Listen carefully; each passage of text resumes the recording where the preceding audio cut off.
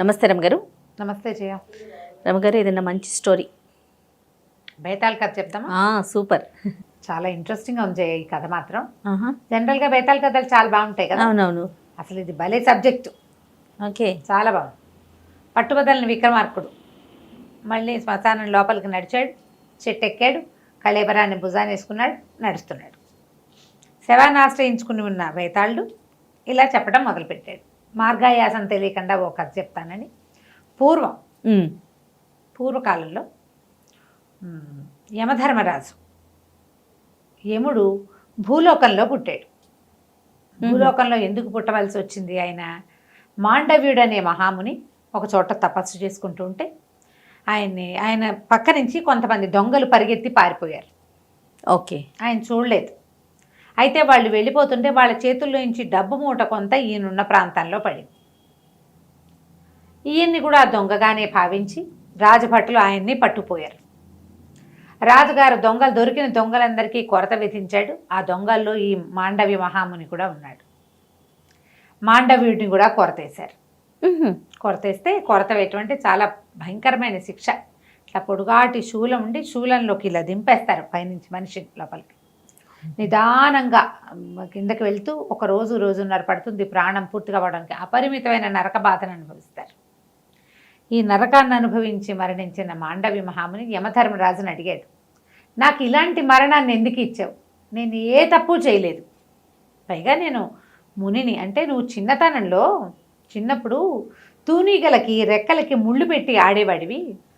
ఆ తూనీగ అనుభవించిన హింస నువ్వు కూడా అనుభవించాలి, నీ శాసనం అది అనేసరికల్లా మాండవి మహాముని అన్నాడు, 10 ఏళ్ల వరకు బాలప్రాయం ఏం చేసినా పసిబిడ్డ భగవంతుడితో సమానం కదా. వ్యక్తత తెలియక ముందు చేసినవి ఏ పాపాలు గణించకూడదు, అది కదా శాస్త్రం. ధర్మశాస్త్రం ఒప్పుకుంటుంది. అయినా కూడా నాకు ఇలాంటి క్రూరమైన మరణాన్ని ఇచ్చావు నువ్వు.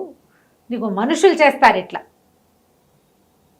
దేవతలు చేయకూడదు ఇట్లా, మనుషులు చేస్తారు.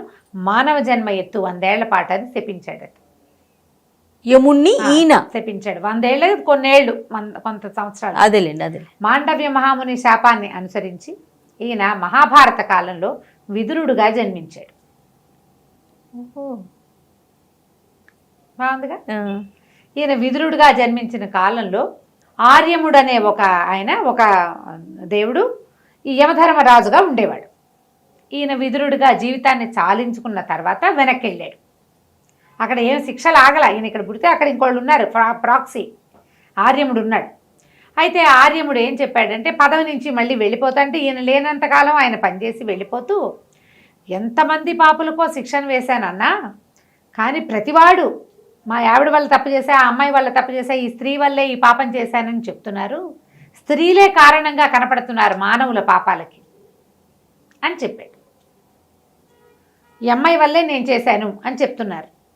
అయితే ఈయన ఆర్యముడు వెళ్ళిపోయాక యమధర్మరాజు మళ్ళీ తన సీట్లో కుదురుకున్నాక రోజు కనీసం ఒక 6-7 సార్లైనా స్త్రీల వల్ల అన్నమాట, ఇలాంటి తప్పు చేసావు నీకు ఈ శిక్ష అనగానే ఆ పాపి గోల్మని ఏడుస్తూ, ఆ దొంగమొహం వల్లే వచ్చింది, మా ఆవిడ వల్లే వచ్చింది, ఆ అమ్మాయి వల్లే వచ్చింది, ఆ అమ్మాయి నన్ను తప్పుదో పట్టించింది, ఇలా ఏదో తిడుతూ ఆడవారిని తిడుతూ ఏడుస్తూ వెళ్ళబోసుకునేవాళ్ళు. ఈయన వినగా ఇదేమిటి స్త్రీల వల్ల అని చెప్తున్నారు ప్రతి వాళ్ళు. నిజంగా స్త్రీలు ఇలాంటి స్త్రీల వల్లే ఇది జరుగుతుందా? ఒకడు పాపానికి వాడిని ప్రేరేపించింది స్త్రీయేనా? ఆ స్త్రీయే కదా వాడి పుట్టక్కి కారణం. ఇది నిజమో కాదో తెలుసుకోవాలనుకున్నాడు. తన కింకర గణంలోంచి చండు అనేవాడిని ఒకడిని పిలిచాడు. వాడు మంచి బుద్ధిమంతుడు. ఈయన ఏమన్నంటే, ఒరే చండా, నువ్వు భూలోకంలో పుట్టిస్తా, కొన్ని లక్షల వరహాలు ఇస్తా డబ్బు, నువ్వు యువకుడుగానే పుడతావు, యువకుడుగా జీవించి లోకంలో పాపాలు దేనివల్ల జరుగుతున్నాయి నీ జీవితాన్ని గడుపు, కొంతకాలం నీకు కొంత ఆయుష్ ఇస్తా. ఇన్ని సంవత్సరాలు, ఏదో 10 ఏళ్ళలో ఎంతో పెట్టాడు లెక్క, 10 సంవత్సరాలు, 10 ఏళ్ల పాటు అక్కడ బతికిరా. ఈ 10 ఏళ్లలో ఏ స్త్రీ వల్ల ఏదైనా జరిగింది ఏమిటో ఆ వివరణ నాకు చెప్పు అంటే చండు సంతోషించాడు. బాగుంది. యమధర్మరాజు ఆయన ముందు ఇవ్వబోయే తీర్పులు, రేపు రాయబోయే మరణ శాసనాలు, అవన్నీ కూడా దీని మీద ఆధారపడి ఉంటాయి. సర్వే మీద కదా ఆధారపడేది. సరే, చండుని పంపించాడు. కొన్ని లక్షల వరహాలతోటి చండు భూలోకంలో మనిషిగా పుట్టి చండసింహుడు అనే పేరుతోటి ప్రఖ్యాతిగాంచాడు. ఓకే. ఆయన ఏం చెప్పాడంటే, నువ్వు ఇక్కడ దేవతల వ్యవహారం ఏమి ఉండదు, నీకు మంచి వ్యవహారమే ఉంటుంది. అక్కడే ఒక అమ్మాయిని చూసి పెళ్లి చేసుకుందు, కానీ పెళ్లి చేసుకోవాలి నువ్వు, అప్పుడు మిగిలిన సంగతి. సరే, ఈ చంద్రుడు భూలోకంలోకి వచ్చేసాక ఓ ఊళ్ళో ఓ ప్రత్యక్షమయ్యాడు. బాగా డబ్బులున్నాయి, బోళ్ళని గుళ్ళు ఆరామాలు అవి ఇవి కట్టించేవాడు. కుర్రాడు మంచి యవన శోభతో బాగుండేవాడు, అందమైన వాడు. మరి దేవతా పురుషుడు కదా, ఎంత కింకరుడైనప్పటికీ. అక్కడి నుంచి ఏమైంది, ఆ ఊళ్ళో వాళ్ళంతా వాళ్ళు చూశారు. క్షత్రియులను మంచివాడు, చండసింహుడు అని పేరు పెట్టుకున్నాడు కదా.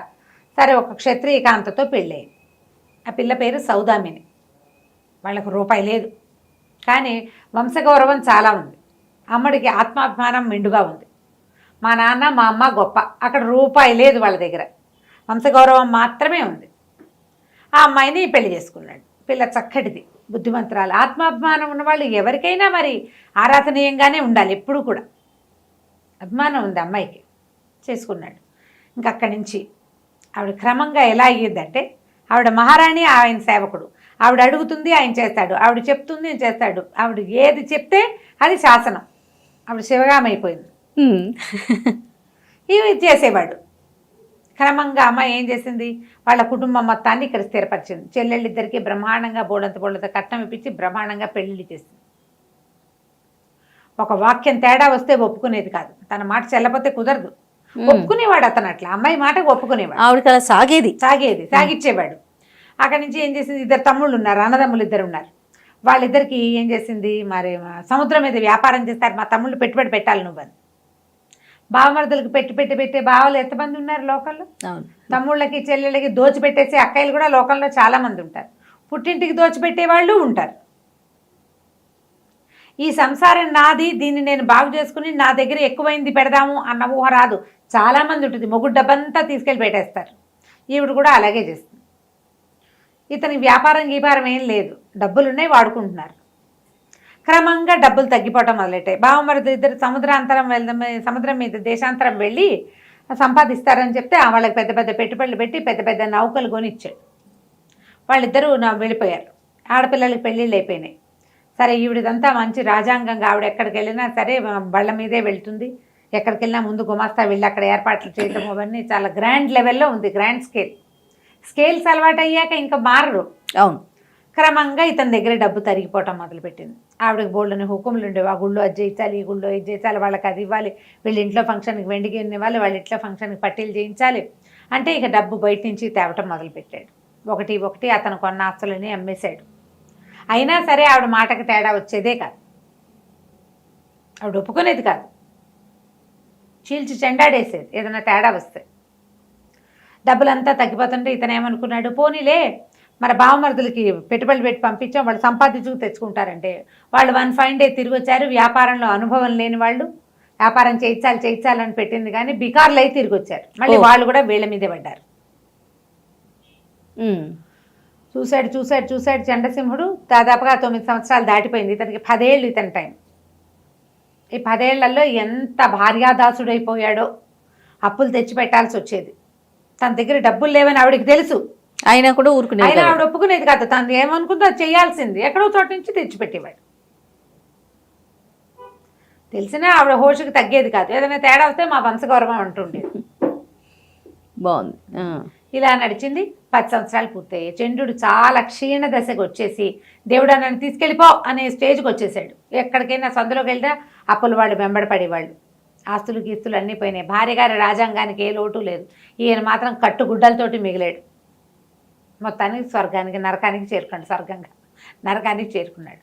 యమధర్మరాజు దగ్గరికి వెళ్ళి దుఃఖించాడు. చాలా నా జీవితం దుఃఖభాజనంగా ఉంది, నా భార్యతో పళ్ళైపోతున్నాను, అది పోతున్నాను, ఇది పోతున్నాను అంటే అప్పుడు యమధర్మరాజు జరిగిందంతా తెలుసుకుని చండుని పక్కకి చేర్చుకున్నాడు. ఆ అమ్మాయిది ఏం తప్పలేదు, తప్పంతా నీదే అని చెప్పాడు. ఇక్కడ దాకా చెప్పాడు భేతాళుడు. ఈ కథంతా విన్న యమధర్మరాజు ఇందులో స్త్రీల తప్పు ఏమీ ఉండదు, తప్పంతా పురుషుడిదేనని ఎట్లా నిర్ధారించాడు. పాపులు ఎవరైనా చెబితే అప్పటి నుంచి ఆయన ఒప్పుకునేవాడు కాదట. ఇది స్వయంకృత అపరాధం, వాళ్ళ పేరు ఎందుకు చెప్తావు అనేవాడు. ఇలా ఎందుకు అన్నాడు అని చెప్పి రాజుగారిని అడిగాడు భేతాళుడు. రాజుగారికి వెంటనే తెలిసింది, వెంటనే అర్థమైంది. రాజు ఏమన్నాడంటే, స్వయంకృతం కాక ఇంకేముంది? అదే కదా. ఒక అమ్మాయి, ఒక స్త్రీ నాకు అదేదో కావాలంది, మగవాడు ఏం చెయ్యాలి? మన దగ్గర ఇది ఉంది, ఇది లేదు, ఇంత ఉంది, ఇంత లేదు, నేను ఇదే చేయగలను అనేది చెప్పాలి. అంతేగా. శక్తియుక్తులు తెలియచేయాలి. నేను ఇంత చేయగలను, నేను ఇది చేయలేను అని మొదటి రోజునే మానేయాలి తప్ప మొదట ఉందని పోసేయకూడదు. మొండి చేతుల వాళ్ళకి అటుకులు తింటాను నేర్పిస్తే ఎవరైనా అలాగే ప్రవర్తిస్తారు. ఇప్పుడు ఆవిడ ఈయన దగ్గర డబ్బులు లేవు, ఆవిడ అడిగింది, ఆయన అప్పు తేవటం ఎందుకు, ఈ నెలలో డబ్బులు లేవు వచ్చే నెల చేస్తానని ఎందుకు చెప్పలేకపోయాడు? ఆవిడ అరిచి పోట్లాడుతుంది. అంతేగా, అంతకంటే ఏమవుతుంది? అంతకంటే ఏమవ్వదు. ఆమెను డిస్ప్లేస్ చేయడం ఇష్టం లేకపోవడం అనేది ఈయన దానికి వ్యామోహం. ఆయన పిచ్చి, ఇతను పిచ్చి, భార్య వ్యామోహం, వీక్నెస్ అంతే. భార్యల్ని కాదని లేకపోవటం, వాళ్ళ నసకి, వాళ్ళ గోవాలకి ఒప్పుకోవటం. ఒక చెంపకాయ కొట్టమని చెప్పరు ఎవరు. విక్రమార్కుడు కూడా చెప్పల. మామూలుగా మనం ఏం చెప్తాం, 2 పీకట్టి వాళ్ళే వింటారు అని చెప్తారు. కానీ ఆయన అట్లా చెప్పల. నో అండని నేర్పించాలి. నో తీసుకోవడం నేర్పించుకోవాలి. ఎవరికైనా సరే నువ్వు అలవాటు చేస్తే అలవాటే అవుతుంది. నీ దగ్గర శక్తి లేనప్పుడైనా తెలియచేయలేదు. మీ చెల్లెళ్ళ పెళ్ళిళ్ళు నేను చేయటం ఏమిటి అని అడగల. మీ నా తండ్రిది కదా బాధ్యత, సహాయం చేస్తా, పెళ్ళి నేను చేయను అని చెప్పాలి. అది కూడా చేయలే. అక్కడి నుంచి మొదలుపెట్టి అతను చేసినవన్నీ తప్పులే. ప్రతి వాళ్ళు కూడా ఇలాగే తప్పులు తము చేసి వాళ్ళు అడిగారు, నువ్వు చెప్పాలి. వాళ్ళు అడుగుతారు, ఎవరో ఒకళ్ళు అడుగుతూనే ఉంటారు. ఉంది కదా నీ చేతిలో ఆ 100 ఇచ్చేసేయి అంటారు. ఈ 100 ఇస్తే నాకు మిగిలిన వాటికి ఉండవు, నేను 50 ఇస్తాను, 10 ఇస్తాను, 2 ఇస్తాను చెప్పాలి. చెప్పకపోతే అంతే కదా. వాళ్ళకి అలవాటు చేయకపోవటం వల్ల ఇలా జరుగుతుంది తప్ప స్త్రీలని ఎప్పుడూ తప్పట్టకూడదు. వాళ్ళకి నేర్పడం పురుషులదే తప్పు అని చెప్పాడు. చెప్పంగానే పేతాళ్ళకి నవ్వొచ్చింది.